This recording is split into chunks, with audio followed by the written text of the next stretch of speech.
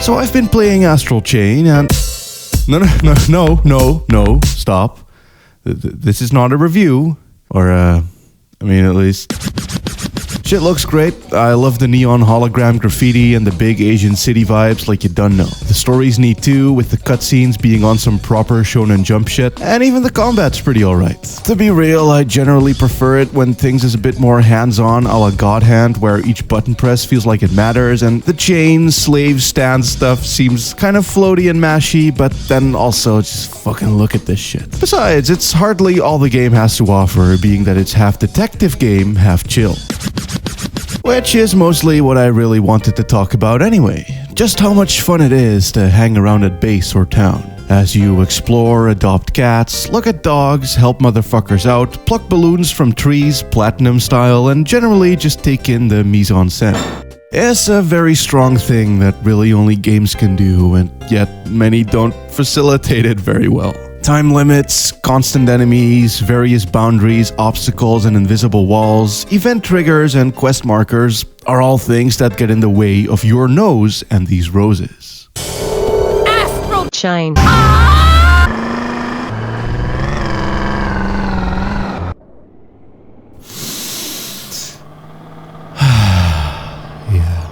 I think when most people think about just casually hanging out in games, it's usually sandbox titles that come to mind.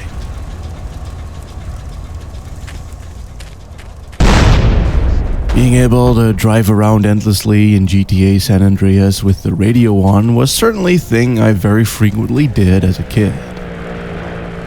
But, while very immersive and atmospheric in its own right, it ain't really the same as what Astral Chain do now, is it?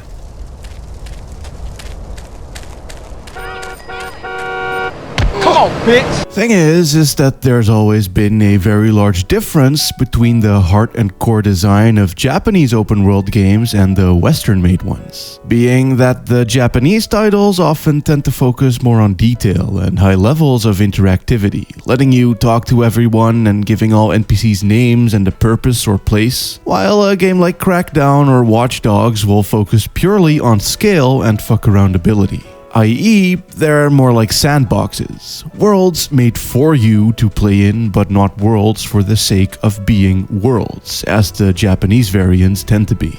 I say tend because there are some exceptions, obviously. MGS5, for instance, is very Western by design, and a game like Bully certainly has a fuck of a whole lot more in common with Yakuza than it ever did with Prototype, but still. Reason for this, anyway, I'd wager is due to where both of their histories lie. GTA more or less invented the modern Western sandbox where freedom was its core design tenet, but Shenmue, which isn't truly the first but a good example of what I'm about to get into, was made with the sole intent of being an RPG. Same goes for the towns in Sonic Adventure or Mega Man Legends. The plan wasn't, let's make a giant world where you can blow up everything, but instead, what if JRPG town but whole game?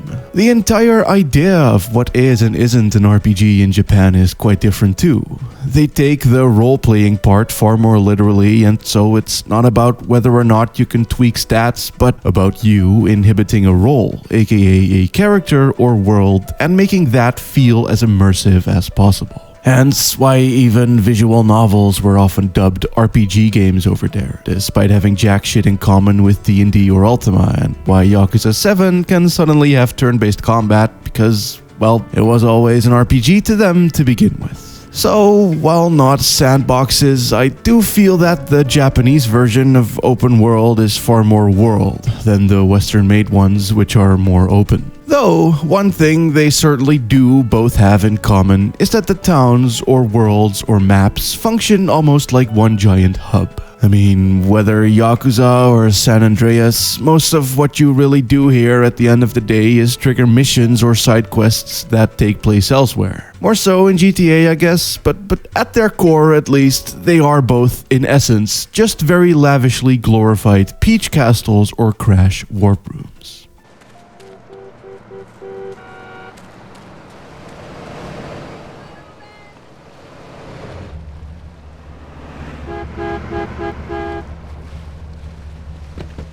It's just a little robbery.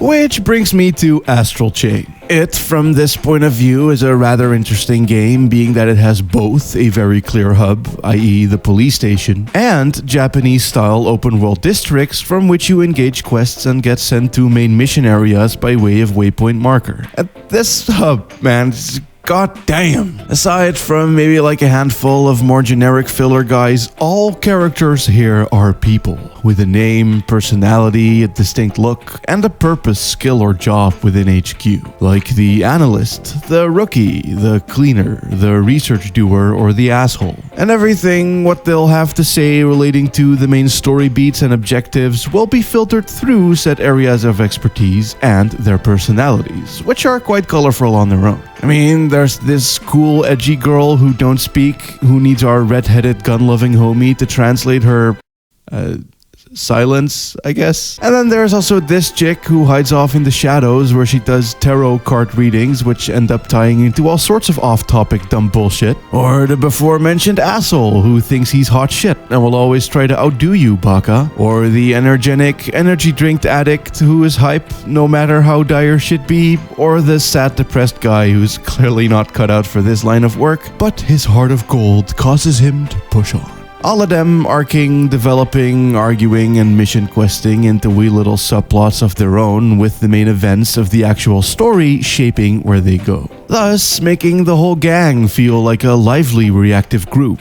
A cool, highlightable would be the bit where the hot shit motherfucker is horn-dogging on the cleaner lady because homie, she thick. But she's also kinda hog-wild bonker nuts, being that she dresses up as Lappy, the Popo mascot, running around the base spreading love under the impression that nobody know it's her, even though it's totally her. Dude even straight up tries to impress her whilst thinking that she's in there, even though it's just an empty suit. Haha. Lamau. Anyway, because video game, you get to don the fursuit at some point and go around spreading. Which is neat enough as is, because you see how blatantly everyone knows it's her, which adds a lot to her character as well as everyone else's, being that they all do react uniquely, be it the more dismissive serious man or the well-meaning pretense-keeping sexy analyst. But what you also uncover here is that the energetic addict chick is actually in a relationship with the heart of gold sad man. He feels as if he can't keep up. Not with anyone, but certainly not with her. And he thinks that she don't understand because she's always screaming.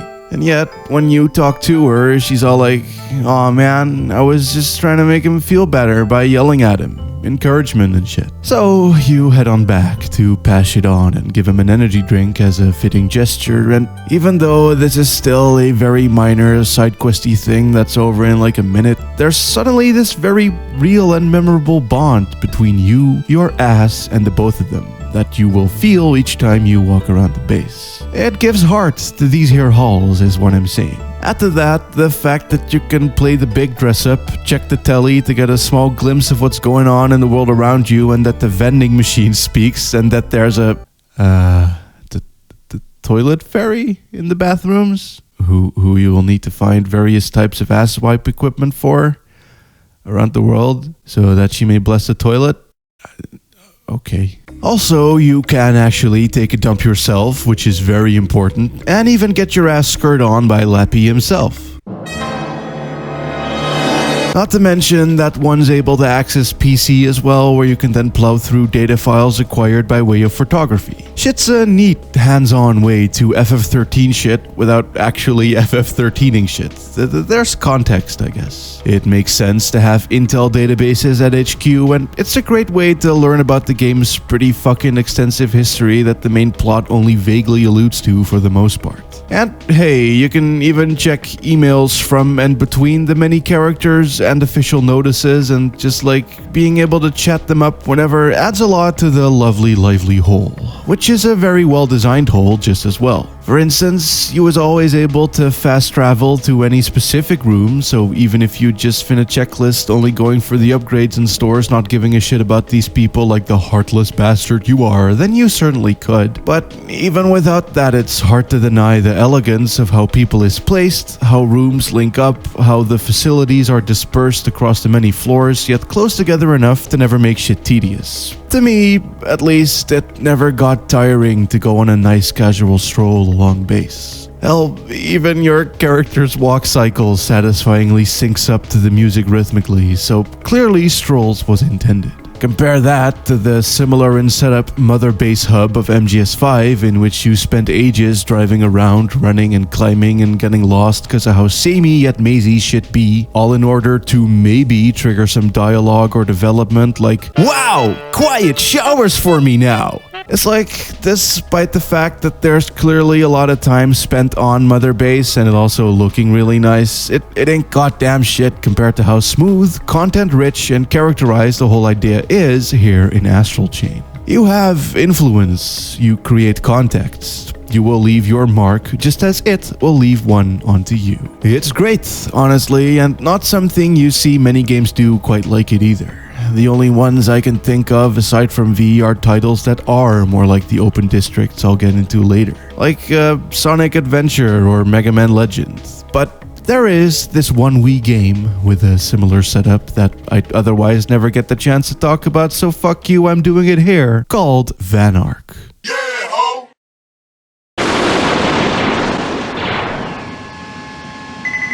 Vanark is a space shooter that, outside of the Panzer Fox-esque shootmans, lets you hang around at space station from which you launch. It's a very ambitious late PS1 game with FMVs up the ass, amazing ass menu graphics with Y2K fonts and wireframe models, and writing that's just awful. It'll get the sad music going as your robotic robot and robotic main character guy expose the skinny while on a reflective walk, only it also has inverted controls while shooting and possibly the most slowest and stiffest tankies I have ever fucking seen, and I've played Trag, okay? But yeah, it do what Chain do too.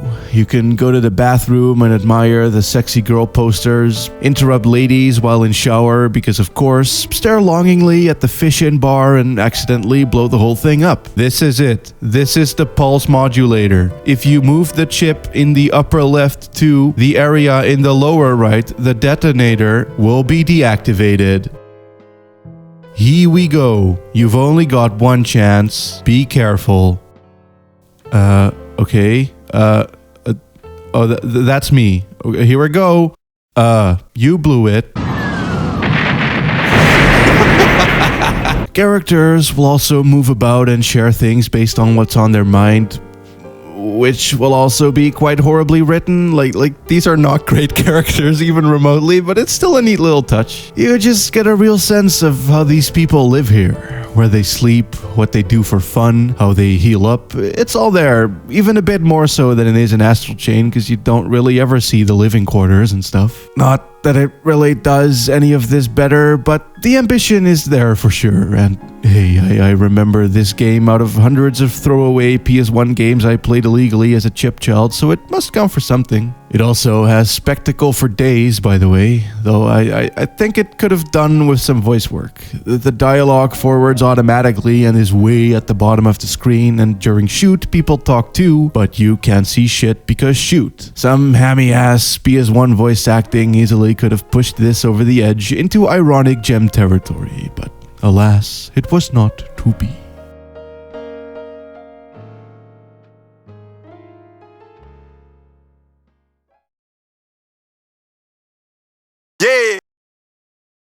So, a lot of what went into Astral Chain's hub tends to be a fair chunk of the general spices that go into Japanese-style open district games, as is the case in AC's own towny bits. They'll essentially be presented as detectivo segments kicking off a chapter with a mini-mystery that'll then lead into platinum-style shit bonkers later on, with, of course, anything that a good mystery solving would imply.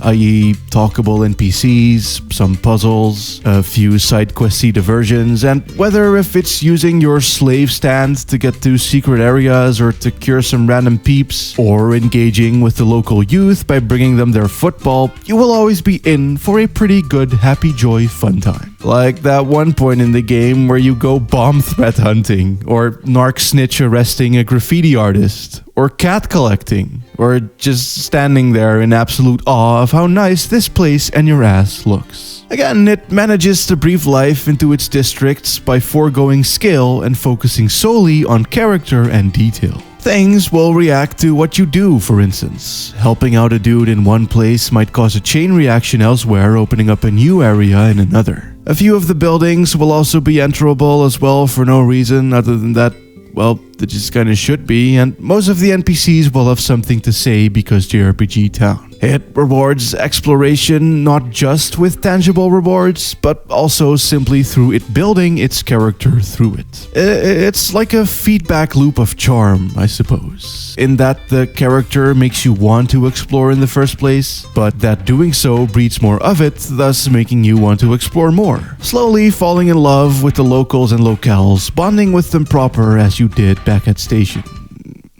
Even if you are still a massive narc. Less narky though, but very similar are the other Japanese open district games that do exactly this. The Kenka Bancho series, the Way of the Samurai games, Shadow of Memories, the OG aka Shenmue, and of course the Big Dick Daddy Yakuza, all have this character building feedback loop based around just hanging around. Not being clearly objective markered or told to go places or put into binary states unless whenever you are, or left to explore without real incentive, but actually giving you the sense that you have a real place in this very real feeling place, even if they don't necessarily look all that real. A big thing that these games will do is having recurring characters that ain't too fleshed out but memorable nonetheless. Like in Yakuza, you have the chef who you can take on pub crawls, or Mac the photographer with his blogs. Way of the Samurai has the actual main cast just dolting about, which is an effective way to make things feel very lively too. And in Astral Chain, you have motherfuckers like Carlos, the flamboyant cop, hot on the trail of a crime gang. You bump into him on many an occasion, helping him out by tailing goons, finding hidden perps by way of interview, or getting portal sucked, all the while, like Mac from Yak, or the funny awkward villagers from Shadow of Memes or Shenmue, he remains a bit of a flat caricature, not really developing at all. Yet, the subplots that do come from these shits are immediately framed in this quirky-ass vibe that makes it stick with you. It's a type of growthless storytelling only games can do, and games like these excel at it big time. Plus, what I said about Way of the Sam 4, Astral Chain does too. I mean, if just having these peeps flesh themselves out back at base wasn't enough, you can catch them hanging around outside as well. Like Team Silent over here doing target practice. Which fits, given that Mr. Red Hair always does like talking about his guns, and of course, they'll also go with you on the batshit crazy missions where you'll often have to save their asses with them reacting in appropriate ways, like the asshole hotshot being all, "Huh, it's not like I needed to be saved," or like it was screaming for help like a little bitch, only for you to just leave him chained up like indeed a bitch as your cold, lifeless, silent character harshly marches on. Shit like this is great because, again, it makes them feel more like people given that they have daily routines and doings just like everybody else. And it also makes the districts feel more alive too, given that they're actually inhabited by established motherfuckers doing actually established motherfucker things rather than you saving or interacting with relatively faceless cookie-cutter NPCs who will only exist for that one instance. What's also good is how you being able to talk to most NPCs can clue you in on a lot of lore. AC does this quite literally with its detective shit, requiring one to gather clues. But even aside from that, you can still pick up a great deal from just chatting with everyone. Like, check this Kowloon-inspired area taken straight from my soul, in which many of the NPCs will be drunk or scavenging the garbage mid-car style looking for shit to sell, always at the ready to spill the beans on how shitty this shit be. Their writing is also very shitty and rude and easily jumpy, contrasting harshly with the polite, well-spoken upper city people. It's a small thing for sure, but it adds a lot of flavor to this already very spicy place. And the Yakuza series, of course, does this too, especially with how pretty much all NPC dialogue changes with each major event, and in Way of the Samurai 4, it's delicious time. I don't think I need to tell you how this is all a holdover from their JRPG Town roots. Going from the tutorial text in to the flavorful exposition in Midgar, to the straight up trying to be real people with backstories in Clock Tower and Dobuita, to kicking up the scale in Kamurocho where shit evolved to the giant ass cities one sees in JRPGs like Xenoblade, the modern Dragon Quests and Final Fantasy XII, all taking bits and bobs from all of these places to make their towns way more than they were ever intended to be. And then back to Astral Chain doing the same, but tying it together into this weird-ass linear open-world stand-slave character action detective game.